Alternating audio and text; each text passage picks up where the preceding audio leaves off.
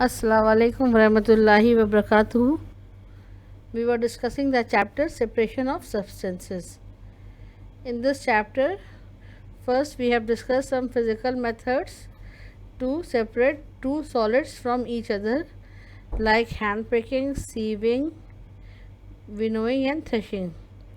Then we have discussed how to separate insoluble solids from liquid, and we have discussed about sedimentation, decantation and filtration.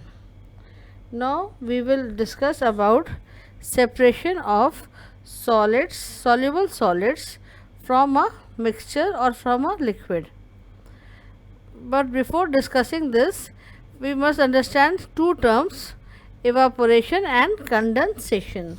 These, you are familiar with these terms. What is evaporation and what is condensation? What is evaporation? Evaporation is the process of changing of a liquid into its vapor by heating. You must have seen water boiling, and when water boils, you can see some vapor in the above the water. This process is called as evaporation. The process of changing of liquid into vapor by heating is called evaporation. And what is condensation? Condensation is the reverse of evaporation. The process of changing vapor into liquid state on cooling is called condensation. When heat is applied, the liquid component evaporates, leaving behind the solid components behind. This liquid components can be recovered by condensation. Mixtures are usually separated by using a combination of methods. Means, if there is a mixture of two or more soluble things in liquid, then we can separate it by a combination of method. Now let us discuss how to separate a mixture of sand, salt and water. To separate sand, salt from water, we will take a mixture of sand and salt in a beaker and add some water to it. The salt will dissolve in water. Leave the beaker aside for some time. Sand settles down at the bottom. Separate sand by decantation and filtration. Now we will heat the mixture of salt and water. When water starts boiling, we can collect it through condensation. The salt will remain behind in the beaker. From this we conclude that to separate salt, sand and water, we use the process of decantation, filtration, evaporation and condensation. If we have to separate only common salt which is dissolved in water, what we will do? We will just heat the solution of salt and water. When we will heat this, the water will evaporate and only salt will be left behind. This is how salt is prepared from the sea. You know, sea water contains salt. Sea water is salty. So to obtain salt from sea water, the farmers or the people used to collect the sea water in small bed and leave it into open dry sun. After many days, all the water gets evaporated and only salt is left behind. So this is the process of evaporation. It involves the process of evaporation.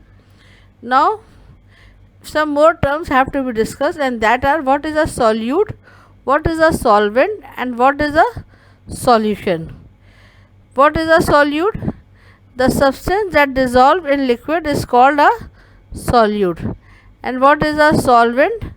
The liquid in which a solid is dissolved is called a solvent. And what is a solution? When a solute and solvent are mixed, then whatever is formed is called a solution. Suppose we have salt and we dissolve that salt in water, then we will get a glass of salty water.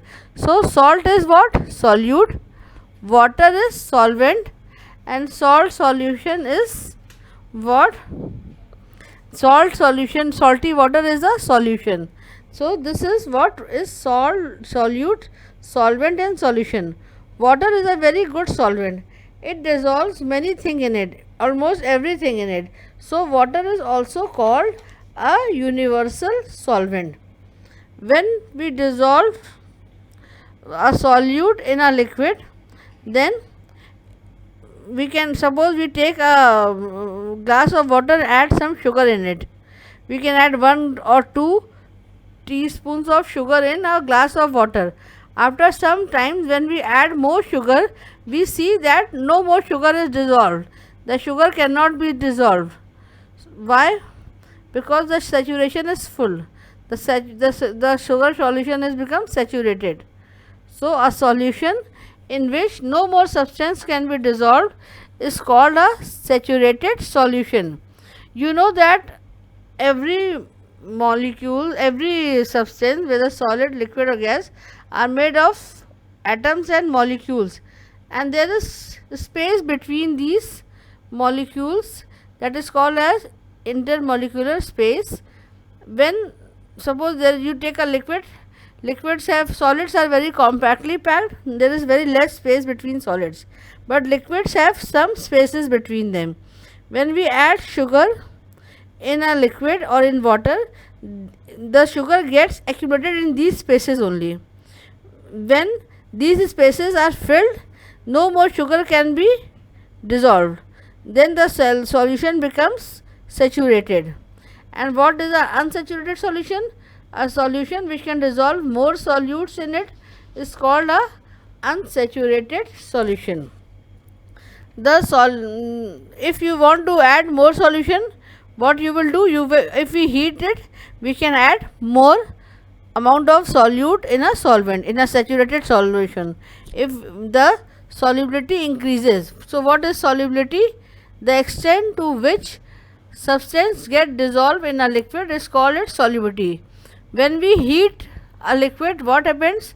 The molecules of the liquid acquires energy. When they acquire energy, they move apart.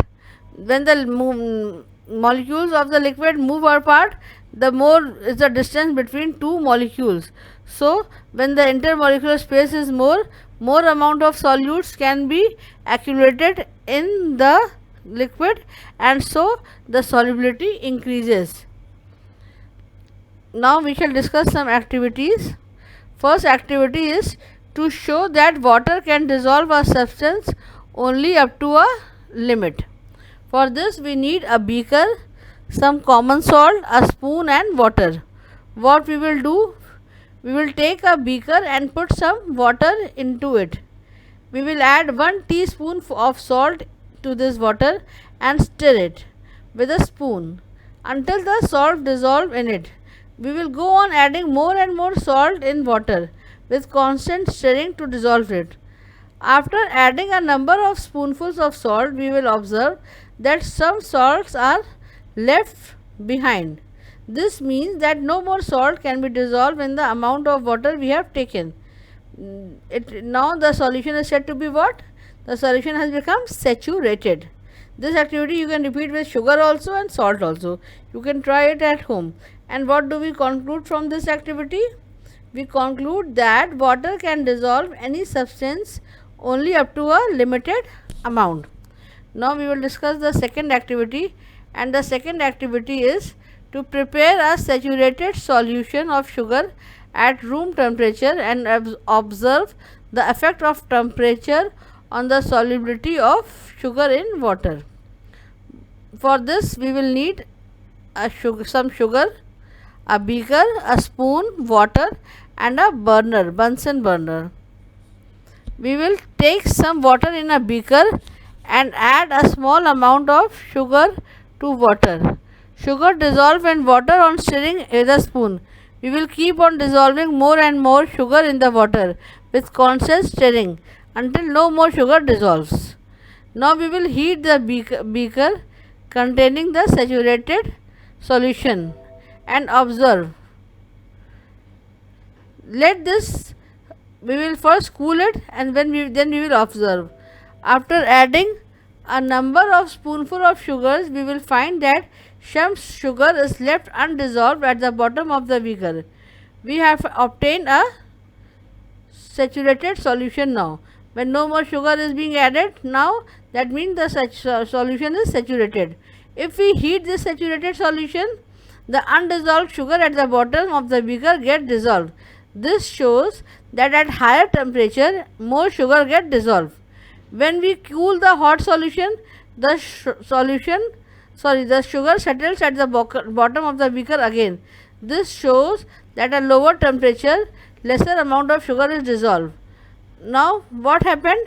Heating of a saturated solution of any substances increases the solubility of the substance.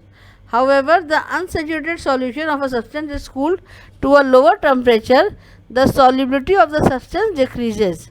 Also, some of the dissolved substance separates in form of crystal. From this we conclude that with increase in temperature the solubility increases, and with decrease in temperature the solubility decreases. Now, not only solutes are soluble, there are some gases also which are soluble in water, like oxygen. Oxygen is a water soluble gas. Similarly, carbon dioxide is also water soluble. And that is how the aquatic plants and animal breathe. If no oxygen is dissolved in water, then how will the aquatic animals and plant breathe? They breathe through the oxygen that is dissolved in water. And they are also affected by change in the temperature and pressure. Solubility decreases with increased temperature. That is why in summers fishes in shallow ponds die, because the amount of dissolved oxygen decreases on heating of pond water. Then sometimes carbon dioxide is dissolved in some drinks to make it fizzy. These drinks are called aerated drinks. Like the cold drink that we drink in summer, we all used to drink cold drinks now. That are aerated drinks that have carbon dioxide dissolved in it. So this is all of the chapter, and you please go through the chapter and revise it and do the work. Okay.